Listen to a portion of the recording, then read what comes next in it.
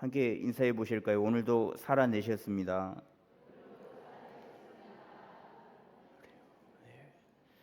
날씨 변덕이 심해서요. 오늘도 고생하셨습니다. 최근 중국과 홍콩 그리고 대만, 태국 등의 아시아 지역을 중심으로 신종 코로나 바이러스가 다시 확산되고 있답니다. 아직 국내에서는 딱히 이렇게 큰 조짐이 보이지는 않았지만 일부 전문가들은 아마 7, 8월 내에 재확산, 재유행 가능성도 배제할 수 없다라는 의견을 조심스럽게 내비치고 있거든요. 오늘 아침에 제 고등학교 동창도 코로나에 걸렸다고 연락을 줬는데, 여튼 조심들 하시고, 그 코로나19 그때에 참 힘들었던 기억들이 있지 않겠습니까? 제가 이 교회에 부임할 때 코로나 한창 통에 부임을 해서 부임 인사를 아무도 없는 이 예배당에서 카메라를 보고 인사를 드렸던 그 기억이 있는데, 여튼 이 질병들이 인류에게 사라져야 할 질병이긴 하지만 도리어 좋아지는 것들이 있거든요. 그것은 자연과 동물인데요. 잠깐 짧은 영상을 하나 보겠습니다. 전 세계가 사회적 거리두기에 힘쓰는 요즘, 지구는 이제야 본래대로 돌아가는 역설과 함께하고 있습니다. 사람의 활동이 줄어들면서 잠시나마 숨통이 트인 지구에서 동물의 세계에도 거짓말 같은 평화가 되살아났습니다. 권근영 기자입니다.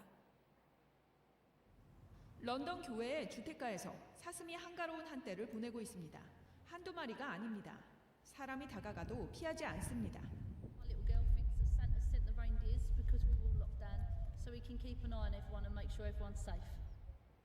영국 노퍽엔 염소떼가 찾아왔고 칠레 산티아고 거리엔 퓨마가 나타났습니다.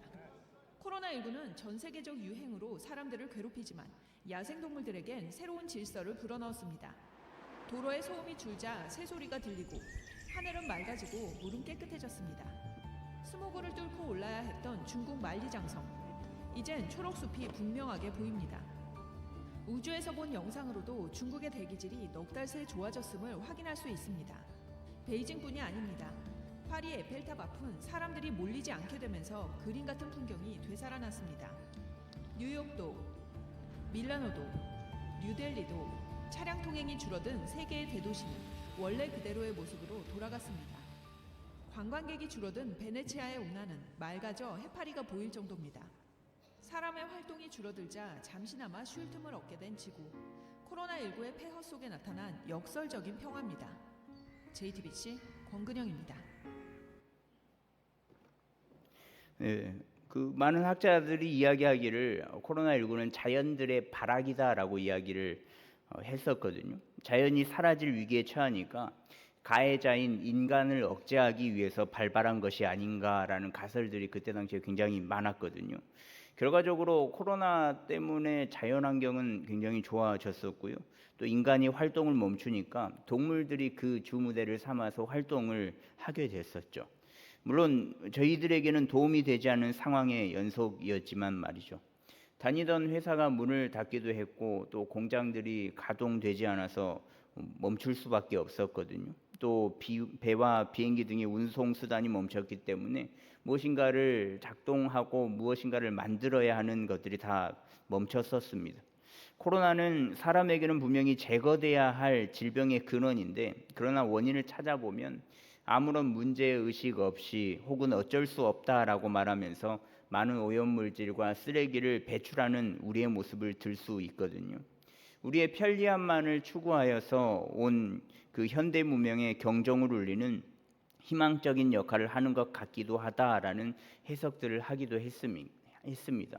그러니까 사람들은 그 질병에 걸리면 몸이 아프고 힘들고 또 심지어 사망에 이르기까지는 했지만 반대로 역설적으로 동물들은 또 자연들은 쉼을 얻는 그 기회가 됐었다라고 이야기를 하더라고요.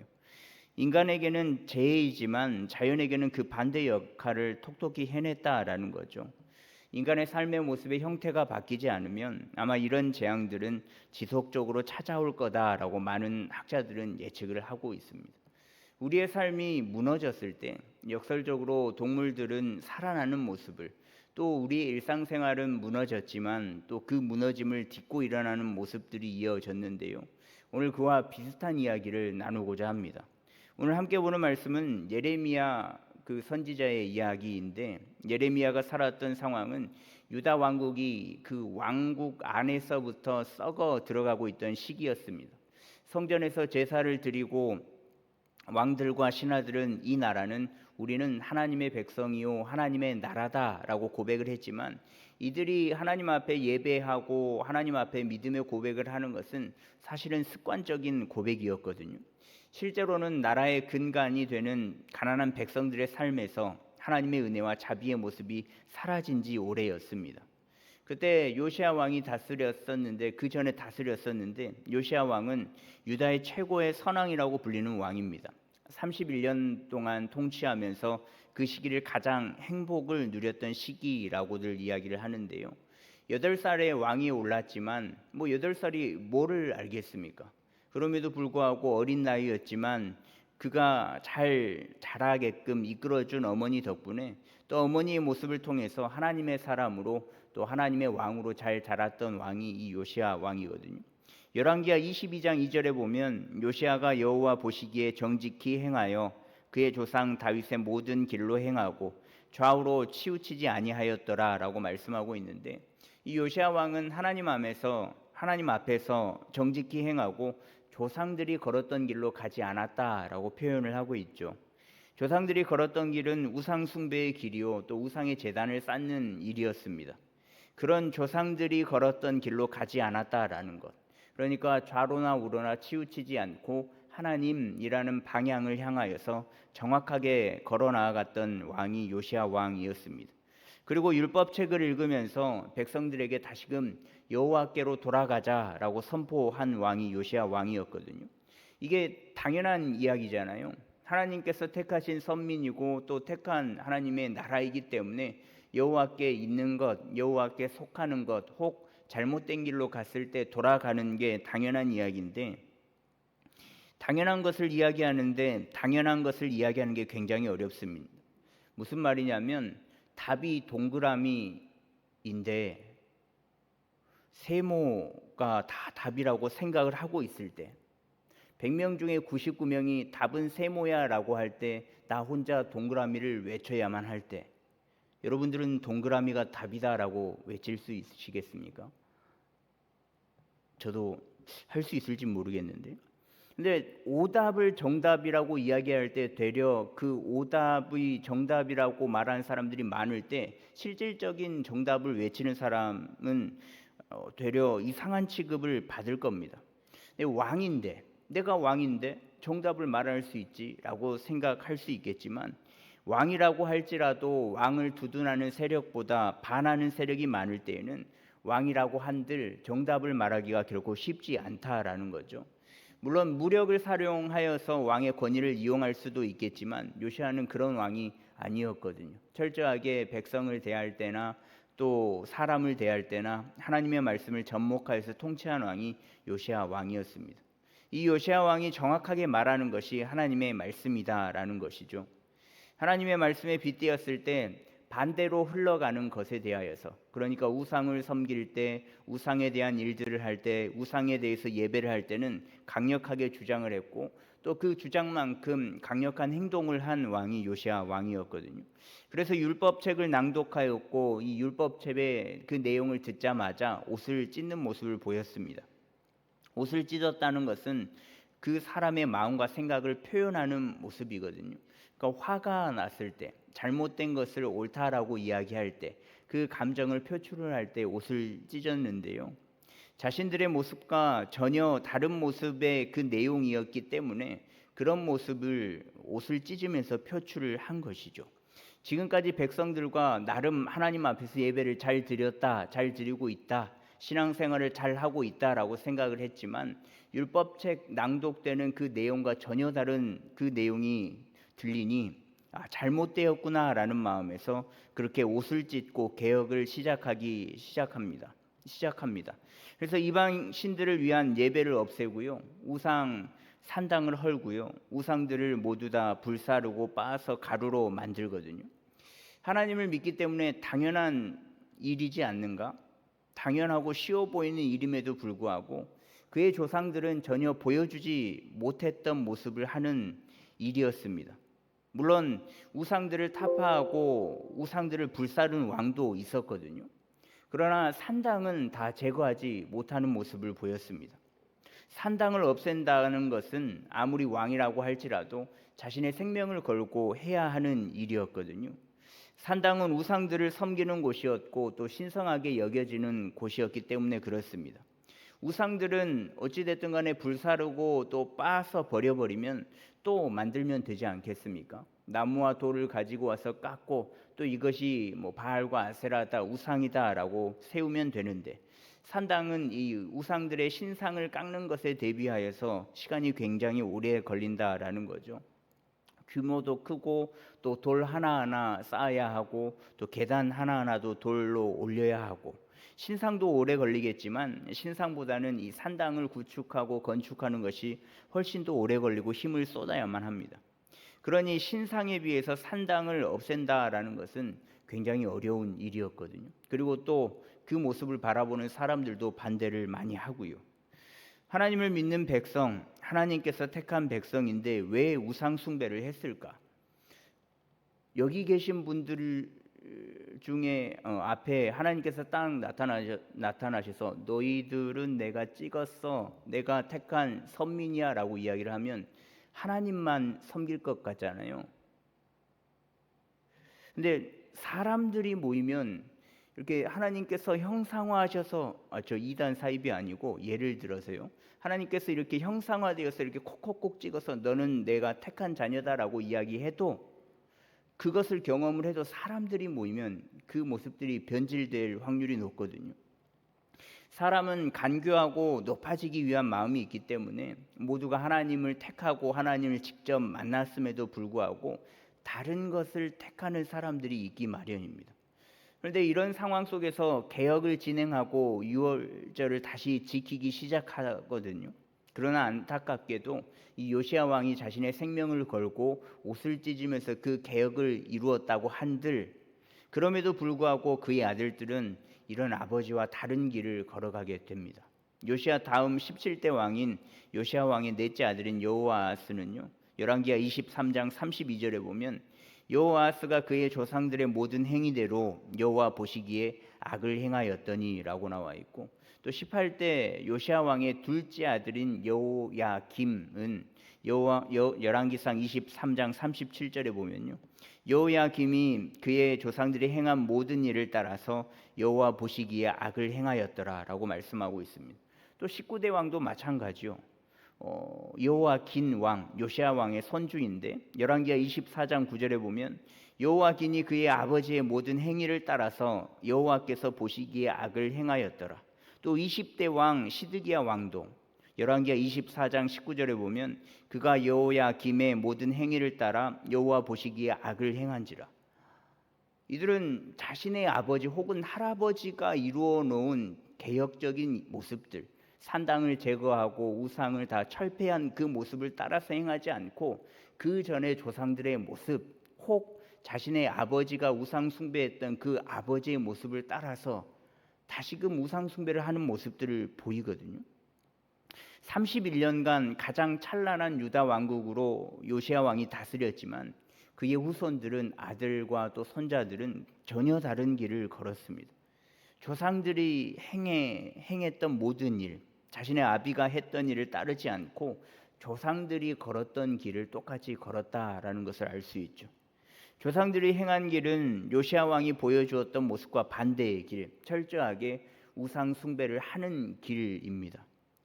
그러니까 그들은 뿌리 뽑지 못하는 모습을 계속 보여주고 말았거든요. 요시야 왕이 우상들을 다 부수고 산당을 파괴하여서 하나님을 따르는 이스라엘 신앙만 남았겠지 않았는가라고 생각을 한다면 굉장히 큰 오산입니다. 물론 요시야 왕이 철저하게 그렇게 뿌리를 뽑았겠지만 겉은 따르는 것 같지만 속은 그렇지 않은 모습을 보여주거든요. 산당들도 다 무너졌고 우상들도 다 부셔졌으니 다시금 우상을 세우는 것은 쉽지 않았을 겁니다. 그러나 하나님의 성전에서 모이고 하나님을 섬기는 일을 하지만은 그 일들 속에서는 그들의 습관적인 모습이 가득했다라는 거죠. 한 단편적인 예로 여호와긴 왕은요, 열왕기상 24장 13절에 보시면 그가 여호와의 성전의 모든 보물과 왕궁 보물을 집어내고 또 이스라엘의 왕 솔로몬이 만든 것 곧 여호와의 성전의 금 그릇을 다 파괴하였으니 여호와의 말씀과 같이 되었더라라고 말씀하고 있는데, 요야긴 왕은 우상 숭배를 넘어서 하나님의 것을 도둑질하고 또 부수는 일까지 벌이는 모습을 보여줍니다.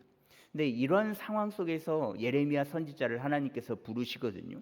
요야김, 긴, 시드기야 이 11년 말까지 예레미야를 부르시는데, 이 예레미야를 부르신 이유는 무늬만 있는 성전 제사를 무너뜨려라라는 것이었습니다. 겉으로는 성전에서 제사를 드리고 또 하나님을 찬양하는 것처럼 보이지만 실질적으로는 이들은 그렇지 않다라는 거예요. 당시의 왕과 신하 또 거짓 예언자들은 예레미야가 선포하는 무너짐과 또 해체될 것이다 라는 소리를 듣기 싫어했습니다. 그런데 예레미야도 마찬가지지 않겠습니까? 자신의 입에서 나오는 모든 말들은 하나님께서 진노와 형벌, 그 일들에 대한 결과를 보여주실 것이다, 무너짐의 소식을 계속 전하는 것인데 그 마음이 굉장히 안 좋지 않았겠습니까? 또 다른 한편으로는 이 이야기만을 전해야 하는 예언자로 살아야 한다는 것이 굉장히 슬프고도 힘들었을 겁니다. 그러니 하나님께서 부르셨을 때 저는 아이예요, 말할 줄을 모릅니다 라고 마음을 비추지 않았겠습니까? 근데 좀 전에 요시야 왕 이야기를 할 때 옳은 것을 옳다라고 이야기하는 것 자체가 어렵다라고 말씀드렸잖아요. 근데 예레미야도 아마 마찬가지였을 겁니다. 하나님의 말씀이 진리이고 또 이들이 보여주는 모습이 잘못된 길로 나아가고 있는 모습임에도 불구하고 섣불리 이야기하기가 어렵다는 거죠. 그 내용들은 잘못 믿고 있는 이스라엘 너희들에게 펼쳐질 진노, 형벌, 그리고 앞으로 망할 것이다, 무너짐이니까 아마 그들 앞에서 더더욱 하나님의 말씀을 전하는 게 굉장히 어려웠을 겁니다. 그래서 우리가 예레미야 선지자를 부를 때 눈물의 선지자라고 부르지 않겠습니까? 물론 하나님의 마음으로 이스라엘 백성들을 긍휼히 바라보기 때문에 눈물의 선지자다라고 말할 수 있겠지만, 어려움 속에서도 진리를 전해야 하는 예레미야의 어려움을 보아서 그 어려운 모습을 보아서도 눈물의 선지자다라고 말할 수 있는 것이죠. 근데 오늘 말씀 9절에 보시면요, 여호와께서 그의 손을 내밀어 내 입에 대시며 여호와께서 내게 이르시되 보라 내가 내 말을 내 입에 두었노라 라고 하나님께서 말씀하여 주시는데, 이런 상황 속에서 하나님께서 예레미야의 입에 나의 말씀을, 하나님의 말씀을 넣어 주셨다라고 분명하게 기록하고 있습니다. 하나님의 복음은 늘 우리를 그 자리에 안주하지 않게 하시거든요. 하나님은 분명 우리의 문명과 삶, 한 사람의 마음속에 있는 불안함과 두려움, 나아가서 전쟁과 폭력과 또 분노와 상처까지도 만져주시는 분이십니다. 하나님 편에서 우리를 향한 희망은 우리가 가장 굳건하게 의지하고 있던 것들을 무너뜨릴 때 비로소 시작된다라는 거예요. 그래서 오늘 말씀 10절의 말씀처럼 말입니다. 오늘의 말씀 10절 말씀을 함께 읽도록 하겠습니다. 보라 내가 오늘 너를 여러 나라와 여러 왕국 위에 세워 내가 그것들을 뽑고 파괴하며 파멸하고 넘어뜨리며 건설하고 심게 하였느니라. 아멘. 하나님 앞에서 잘하는 것처럼 보이지만 잘못된 모습들은 뽑고 파괴하며 파멸하고 넘어뜨려야 한다라고 말씀하고 있거든요. 자칫 파괴되고 파멸되고 넘어진 것이 우리에게 마지막이 또 멸망이 다시 일어날 수 없을 정도의 힘듦이라고 생각될 수 있겠지만 하나님의 입장에서는 아니다, 아닐 수도 있다라는 거예요. 다시 새롭게 시작하기 위해서는 반드시 무너지는 것도 있어야 한다라는 거거든요. 다 무너져야만 새로운 것을 다시금 건설하고 심을 수 있기 때문에 그렇습니다. 그러니 무너지는 모든 것이 야 망해버렸네 라고 단언할 수 없다라는 거죠. 다 끝나버렸다라고만 생각할 수 없다라는 거예요. 새롭게 시작할 수 있는 시발점이 될 수도 있다라는 거죠. 근데 이런 의문이 들 때도 있잖아요. 나 잘하고 있는데, 나 잘하고 있는데 왜 갑자기 무너지는 것 같지? 나 진짜 잘 살고 있는데 왜 하나님은 무너뜨리려고만 하시지? 나 지금도 만족하고 있는데 왜 만족하는 삶을 힘들게 만드시지? 아마 이런 의문이 들 때도 있습니다. 잘하고 있는 것 같으나, 잘 되고 있는 것 같으나, 만족하는 것 같으나 사실은 실상은 아닐 때가 있다라는 거죠. 내가 보기에는, 우리가 보기에는, 우리 교회가 보기에는 굉장히 잘하고 있는 것 같으나 하나님 보시기에 아닌 것 같을 때가 있다라는 거예요. 오늘 말씀의 상황처럼 말입니다. 겉으로 보기에는 잘 믿고 잘 섬기고 잘 예배하는 것처럼 보이지만 실상은 우상을 섬기는 모습들, 옛것에 대한 뿌리를 완전히 뽑지 못하는 모습들, 뿌리는 또 뽑았으나 다시금 시작하는 모습들이 있을 수도 있다라는 거죠. 우리의 눈으로 볼 때 말고 하나님의 눈으로 볼 때 말입니다. 모든 것이 다 무너졌을 때, 무너졌는데 상식적인 것과 또 이성적인 것과 지식으로 해석이 되지 않을 때, 그때는 무너져서 끝나는 때가 아니라 무너져서 다시 시작할 때라는 것을 반드시 잊지 않아야만 하거든요. 그러니 이해되지 않은 무너짐을, 또 원인 모를 무너짐을 경험하고 계시는 분들이 있으면 그 무너짐 속에서 하나님의 희망이 있음을 반드시 생각하셔야만 합니다. 무너짐이 있다는 것은, 이 무너짐 내가 전혀 생각지도 못했고 이해가 되지 않는데 그런 무너짐이 있다라는 것은 다시 세우실 하나님의 뜻이 있다라는 것을 기억해야만 합니다. 그렇기 때문에 조언해 주는 이들에게 감사하고 고마워해야 되거든요.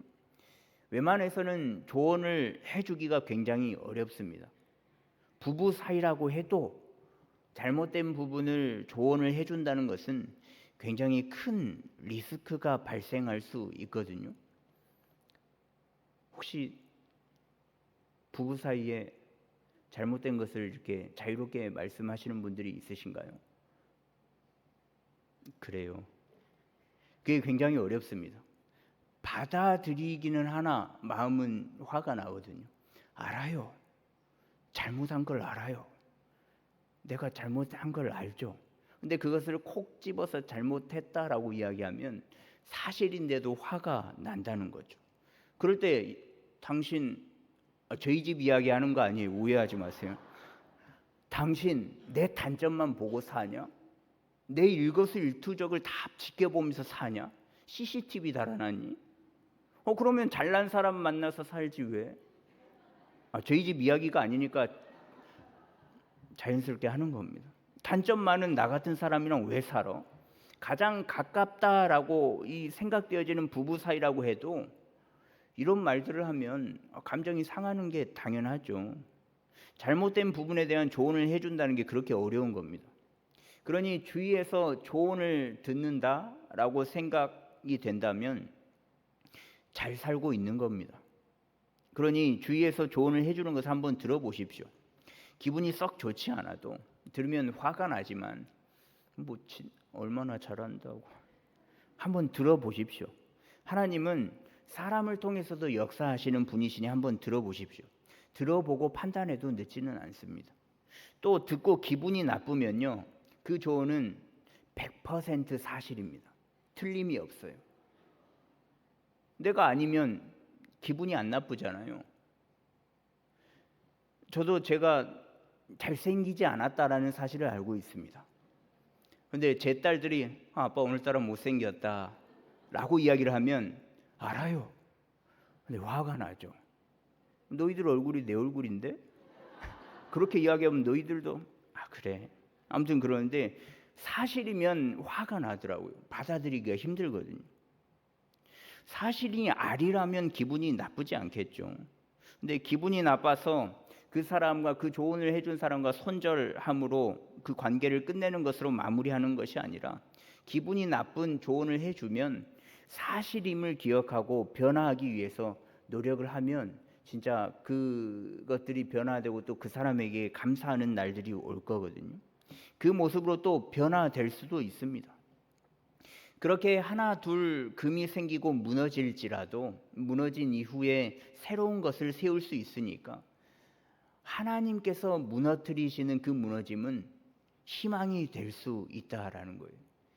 무너짐을 경험하는 우리의 삶, 또 무너짐 뒤에는 희망이 있음을, 또 무너지는 것은 희망의 과정임을 기억하면서 살아내는 저와 여러분들의 삶이 되었으면 좋겠습니다. 내가 잘하지, 당신은 참 잘해요. 내가 인정하고 타인이 인정하고 모두가 인정한다고 하더라도 하나님 보시기에 인정되지 않는 모습이라면 그것은 언젠가는 반드시 무너지고 말 겁니다. 그러니 우리의 것을 무너뜨려서 하나님의 것으로 세우는, 또 하나님의 것으로 세워지는 저와 여러분들이, 그리고 이 금호교회가 되기를 간절히 소망합니다.